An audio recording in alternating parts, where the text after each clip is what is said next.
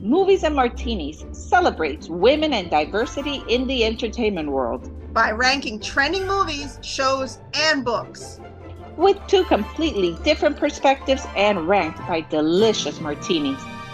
Listen to find out how many martinis we felt it was worth. And learn about the women who have written, performed, and/or directed in everything we have rated.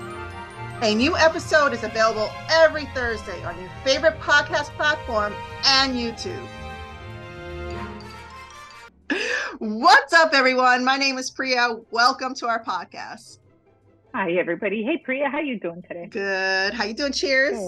Cheers. Oh, yeah. That's right. Cheers. I got a Stanley. I need to put stickers on mine, just like yours. So seriously, Lauren gave me all these, and they're so cute. She even gave me an airplane, a traveling one. So yes. Got all my typewriters. Again, my favorite is Right Epic Shit. Yes. Favorite one. I love that. Anyways, cheers to you. Cheers. Mm-hmm. We're staying sober, okay. So we're going to talk about martinis at this time. Mm-hmm. What are we talking about, Priya? Today, we're talking about Leave the World Behind on Netflix. It came out last month. It was streaming last month, December 2023, but we're covering it now because we thought this was really interesting. Let's really break it down. And we really want to know how you felt about it. So we're getting different feedback from different people. Like the viewers are saying one thing, Rotten Tomatoes kind of saying something else. Mm-hmm. And we were excited about it. So we're kind of all over the place. If you haven't watched it, spoiler alert. Let me say that again. Spoiler alert. So stop, watch it, come back. Or if you don't care, you can listen to us. If you just want to know what it's all about, then this is it. Because we're going to tell you. Mm-hmm. Priya, I think you watched it before me. You told me you saw it and it was good. It's a movie, not a show. And I had it in my to be watched as opposed to be read. So I watched it. TBW? Yes, exactly. Yeah. So I had to watch it, and I did watch it, and I liked it. I watched it. Me too. I was captivated by it. In other words, it was like I was into the movie. Yes. So it wasn't my kind of movie. It was or whatever, but I was into it. And I don't know. It was good. And I spoke about it with my girls. They had watched it too, got their feedback on it. So if you haven't watched it, the whole movie is based on what the hell would happen if we were terrorized, it's post-apocalyptic. It's post-apocalyptic.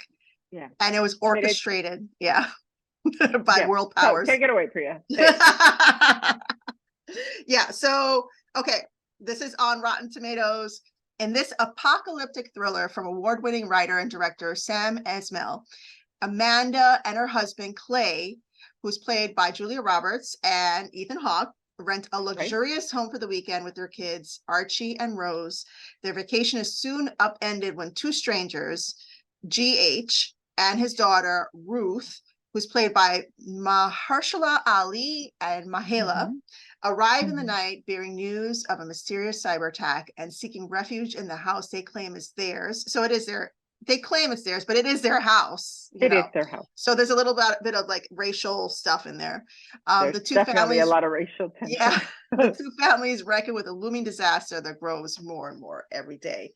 So this was a little bit of a mind bender. Like you're kind of like wondering the whole time what's going on. And they were showing you like scenes of wait. Who edited this podcast episode? It's getting so good. So good that I need to give a shout out to our sponsor, Blue Box Media, an NYC-based video production firm. Blue Box Media makes our movies and martinis dreams come true every Thursday by editing every episode. Check them out at blueboxllc.com. And okay, let's get back to those martinis. The Earth from space. So for a moment there, I was like, okay, it's aliens. Aliens are going to come down. Aliens are taking out all the powers, shutting everything down. That's what's going to happen in this post-apocalyptic world. I never thought that. Really? Not one. I totally thought they were setting it up for you to think it like with all the thought of that. shots and the satellite shots. Go figure. Yeah. But it turns out to be that it's the government's orchestrating it. And Mahershala Ali, his character, figures out towards the end of the movie that a friend of his or a client of his had shared He's an something. investor, so he deals with powerful people. Yes.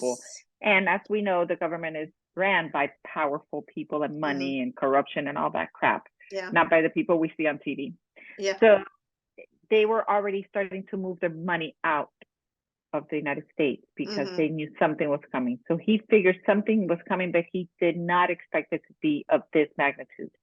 And, you know, it's a lot of family, not energy, but family dynamics happening because his wife, who was an art dealer, is on her way, you know, she's flying back.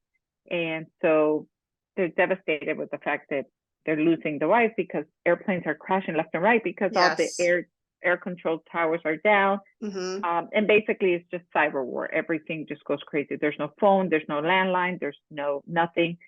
And to sum it all up, right, it goes back to people that have bunkers and think that when the world ends, they have to, you know, go down there. This has been going on since the 50s that, you know, they thought the atomic bomb was going to go off and people had like bunkers with storage and all that. And so funny enough, the girls, when I was talking to the girls, Samantha was one that told me, she goes, oh my God. I told her, what'd you get out of the movie? She goes, that we need a bunker. I'm like, yes, no, yes, and no. yes. I guess, okay. So I was like, nah. For years, I've been saying to my kids, I need to get a survival packs just in case shit goes down. We need survival packs. Yeah, I don't know. Yeah. I don't know. But yeah. So anyway, it's really good. I think it's, you know, it's a little bit out there, but then at the same time, it's really not that far-fetched. Yeah. So what do you think about the ending? I love the ending. And I think that's where a lot of people had a hard time, like how it ends. Yes. That's what the girl told me. She goes, I don't like how it ended. I go, I thought it ended beautifully because it leaves everything wrapped up perfectly in your imagination. But she gets closure to the show she wants to watch, which is an issue from the beginning. Okay, so let's talk about that. So in the beginning, Wi-Fi goes down, internet goes down, and she's on the last episode of Friends. She wants to know how it ends. Ironic considering Matthew Perry just passed away. Rest in peace, Matthew. But like, it's ironic that she was watching the show, binge watching it. She was up to the last episode and Wi-Fi went out. So she's obsessing about it the whole entire movie until the end, where she finds a bunker because she decides to leave her family, do her own thing, because she's like, I can't deal with this crazy anymore. And she finds a house with a bunker with all the Friends episodes. So and that's how it ends. She's in this bunker that is just completely stacked with everything they're going to need. It's stocked with everything that they're going to need, from food to supplies to everything. It's like another world down there. And the dad already knows about it, so he's on his way. And then the mom sees the light of the cabin of the house, and she's on her way. So everybody's coming together. Everybody will be there, and she'll have watched her show, and then they survive and they're safe, and that's that.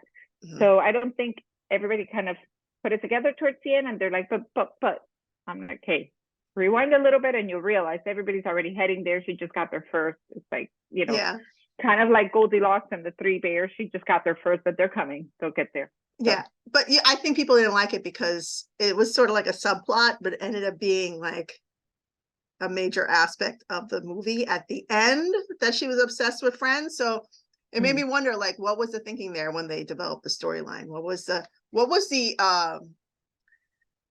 how did her obsessing over Friends and finally finding the Friends episode that she couldn't watch associated with the major plot of Wi-Fi going down, the apocalypse happening, and everybody like trying to survive? Like, how was the two associated? So I think that the point that they're trying to make there is, number one, you don't need to have Wi-Fi to be able to enjoy things, because they already had that. People were able to do things without Wi-Fi. Yeah. And you can survive without Wi-Fi, right? Okay. So that's what I got out of it. That was number one. Number two is they were prepared. So be prepared, because shit can happen at any moment in any way, shape, or form. So that was like a big deal, like, you know, the preparation of it. And I think the core message was, as long as you have the humans around, everything else is fine. You Yeah. still don't need, you don't need to have all the Wi-Fi information. Like, we can be fine without it. Kind of like the Friends theme. I'll be there for you. Yeah. Okay. Something I was totally confused about, just dawned on me, was the animal thing. So deer started showing up the house, birds, all that stuff. Animal migration patterns were screwed up, and they made a point of talking about it a couple times in the movie. So that's what also made me think something's happening with aliens. Like, why are the animals acting like this? Yeah. So I think it's because of the chaos that was happening. You had airplanes that were crashing into all kinds of random parts, and you had fires happening everywhere. You had explosions happening throughout. The animals were clearly scared. You could see it kind of when they approached satellites were down, so the magnetic whatever was going on with the satellites, all the fields were all over the place. Weren't affecting them anymore. And I think the animals were also witnessing, like, what's going on with all the people? Something's happening. Yeah, something's happening. Crazy. What's happening here? Yeah, I know they say with dogs and sometimes with cats, like with pets, that they can kind of feel your tension, your stress, and your anxiety and everything you're going through. So maybe somehow they were just sensing something's off, something's way off. Yeah. You even have a ship. The ships are coming on shore because everything's gone crazy. Yeah. So there's a lot going on, and it affects. I think the point there was it affects more than just humans. True. Yeah. So it's good. So how many martinis would you give it? I'd give it 3. How about you? Okay. I would do like a 3.5. 3.5 because it's sci-fi. I like the whole apocalyptic thing. I like that stuff. I enjoy it. I enjoyed the cast a lot more than I enjoyed the plot. Yes. So it even had Kevin Bacon in there. Yeah, Kevin Bacon, Mahershala, and Ethan Hawke, and of course Julia Roberts. They're all really good. Billy wanted to smack Julia Roberts since the movie started. He was so annoyed with her. She was obnoxious. She even said in an interview that she didn't like her character. She wanted to slap her character herself. Yeah, I think everybody wanted to slap her. Yeah. So, yeah. Okay, well, thank you guys for listening and for watching on YouTube. Make sure you check it out. Like, share, follow, subscribe, all that good stuff. And we'll see you in the next episode. Sounds great. Bye, everybody. Bye. Bye.